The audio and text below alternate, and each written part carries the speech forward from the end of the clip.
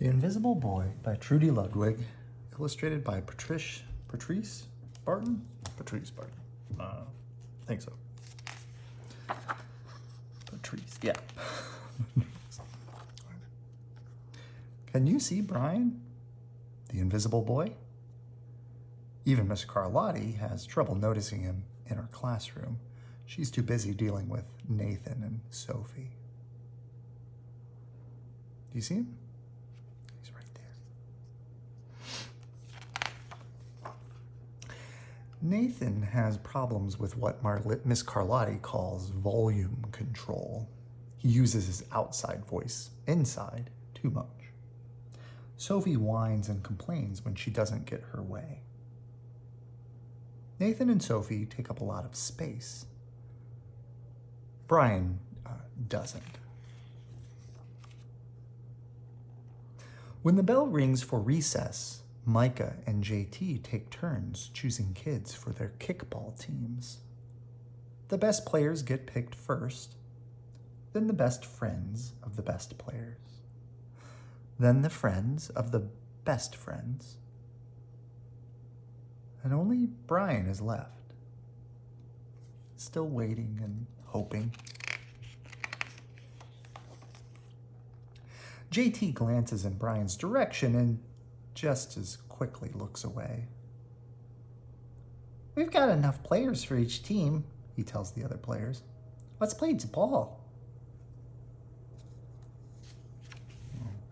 See, Brian's walking away and he doesn't get to play.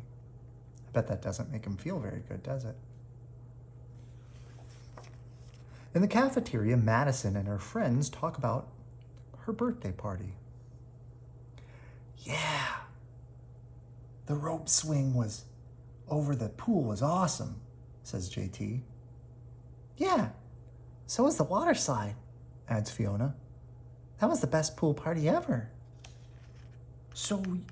I'm so glad you guys had fun," says Madison.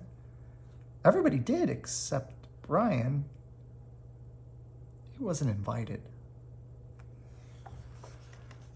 At choosing time, while the other kids play board games and read, Brian sits at his table doing what he loves to do best.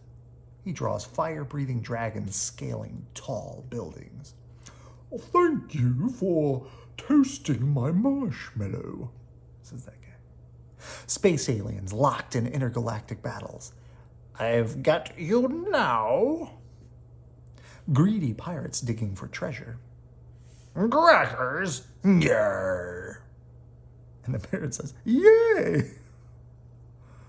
And superheroes with the power to make friends wherever they go. "Hi."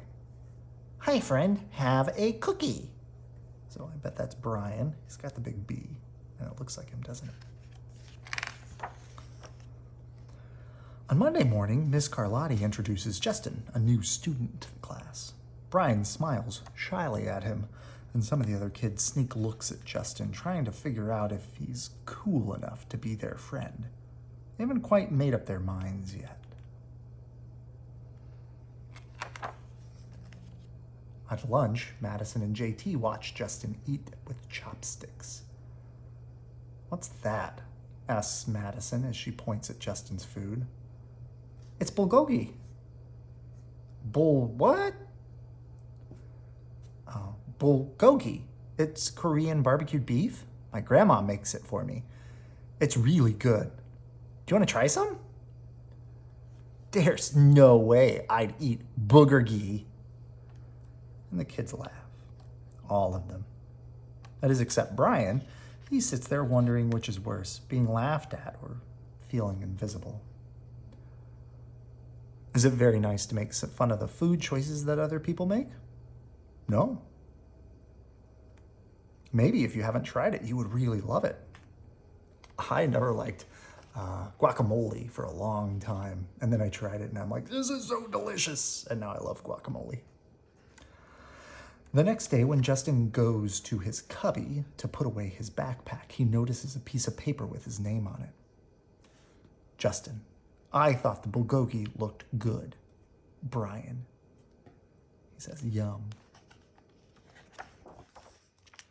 At morning recess, Brian finds a piece of chalk on the ground and starts drawing away. You're Brian, right? Yeah. Thanks for the note. Hey, Justin, Emilio calls out from the tetherball court. You're up next. Hey, I'm sorry you gotta go, says Justin. By the way, that's a really cool drawing, he adds before taking off. What's happening to Brian? He's getting colored in, isn't he? Back in class, Miss Carlotti asks the kids to team up in 2s or 3s for a special project. The kids scurry around the room to pair off, and Brian heads towards Justin. I'm already with Justin, says Emilio. Find someone else. Brian looks at the floor, wishing he could draw a hole right there to swallow him up. Oh, look, he's back to black and white, right? Miss Carlotti said we could have up to 3 people in our group. We're only 2. Come on, Emilio. Let him work with us. Okay, I guess. Look, he's back to getting colors. Miss Carlotti gives the class direction for the project. Your assignment is to work together to write a story about what you see in the photograph. Use your imagination and have fun.